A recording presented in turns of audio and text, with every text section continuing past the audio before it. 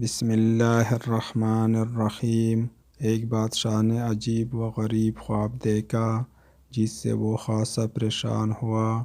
اس نے اپنے وزیر کو حکم دیا کہ ملک بھر سے خوابوں کی تعبیر بتانے والوں کو بلایا جائے۔ حکم کی تعمیل ہوئی۔ آنن فانن ملک کے مشہور و معروف تعبیر بتانے والے ماہرین اکٹھے ہو گئے۔ بادشاہ نے سب کے سامنے اپنا خواب بیان کیا۔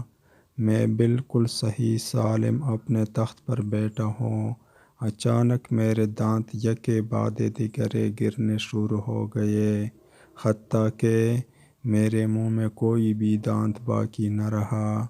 جب معبرین نے یہ خواب سنا تو اکثر و بیشتر نے بادشاہ کے خواب کی کوئی نہ کوئی تعبیر بیان کی تاکہ بادشاہ کی پریشانی دور ہو جائے۔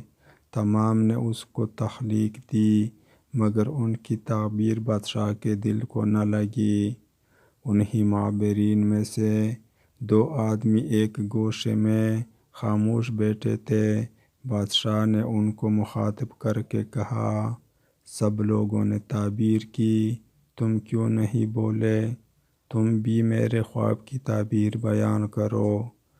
ان میں سے پہلا کہنے لگا، جناب، مجھے اس خواب کی تعبیر بیان کرتے ہوئے نہایت افسوس ہو رہا ہے، مگر کیا کیا جائے، حق تو بیان کرنا ہی پڑتا ہے۔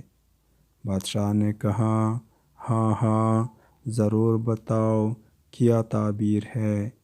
جناب بادشاہ سلامت، آپ کی تمام اولاد آپ کی آنکھوں کے سامنے یکے بعد دیگرے وفات پا جائے گی۔ یقیناً آپ کو اس سے نہایت غم و رنج ہوگا جس سے آپ بھی وفات پا جائیں گے۔ جب بادشاہ نے یہ تعبیر سنی تو اس کے پاؤں تلے زمین کھسک گئی، اس کو نہایت صدمہ ہوا، اس کی آنکھیں غصے سے لال پیلی ہونے لگیں۔ سخت پریشانی کے عالم میں وہ حواس باختہ ہو کر چیخا، اس مخبر کو میری آنکھوں کے سامنے سے لے جاؤ اور اس سے زندان میں ڈال دو۔ تھوڑی دیر بعد اس سے قدرے سکون ہوا۔ اس نے دوسرے مخبر کی طرف دیکھا اور کہنے لگا، تم بتاؤ، تمہارے نزدیک میرے خواب کی کیا تعبیر ہے؟ جناب بادشاہ سلامت، آپ نہایت لمبی عمر پائیں گے، اپنے خاندان کے تمام افراد سے لمبی عمر، اور آپ کے خاندان کا ہر فرد یہ خواہش اور تمنا رکھتا ہے کہ آپ ان سے زیادہ لمبی عمر پائیں۔ اس تعبیر کا مفہوم وہی ہے جو پہلے مخبر نے بتائی تھی، یعنی خاندان کے سارے افراد سے زیادہ عمر بادشاہ کو نصیب ہوگی اور باقی سارے لوگ اس کی آنکھوں کے سامنے مر جائیں گے۔